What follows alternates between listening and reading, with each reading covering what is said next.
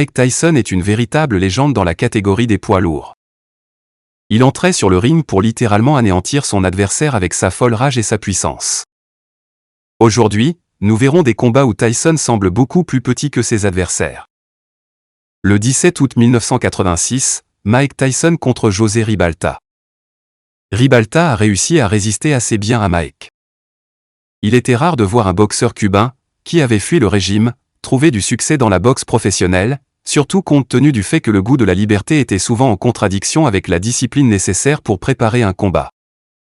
Ribalta était sans aucun doute un boxeur très fort, dangereux pour tout adversaire à cette époque. Même s'il n'avait pas de réelle chance de succès contre Tyson, ce fut un grand combat qui a duré jusqu'au 10e round.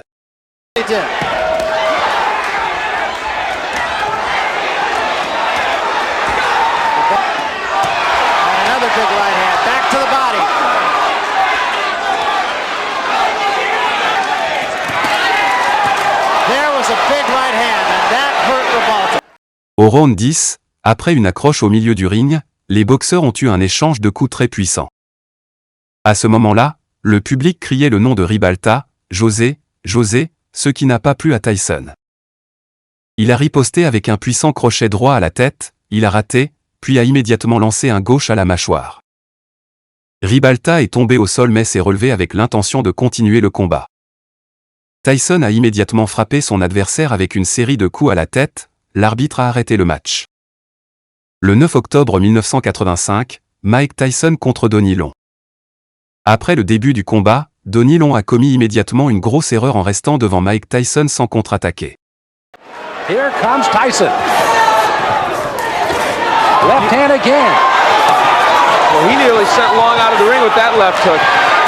Tyson. Oh, Long is down. Second time. Another knockdown. There is no three knockdown.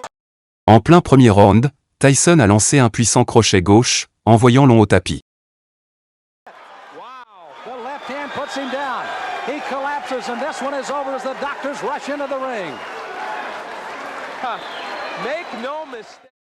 Le 6 décembre 1985, Mike Tyson contre Sammy Scaff, qui pesait 113 kg et mesurait 195 cm.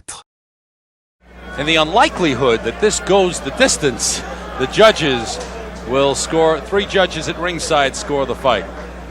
Judges are Billy Graham, Bernie Friedkin, and Eva Shane. Now look at the height difference, at least 6 inches.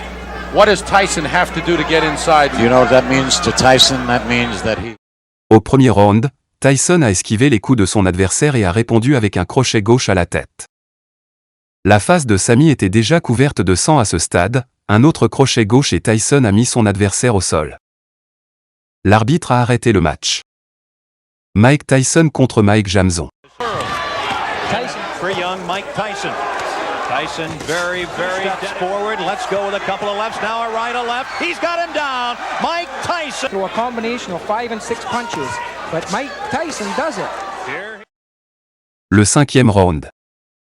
Jamzon essaie de reprendre avec un JAB. Dans ce combat qui se déroulait rapidement, Tyson a attendu le moment approprié pour lancer un puissant crochet gauche qui a mis Jamzon à terre.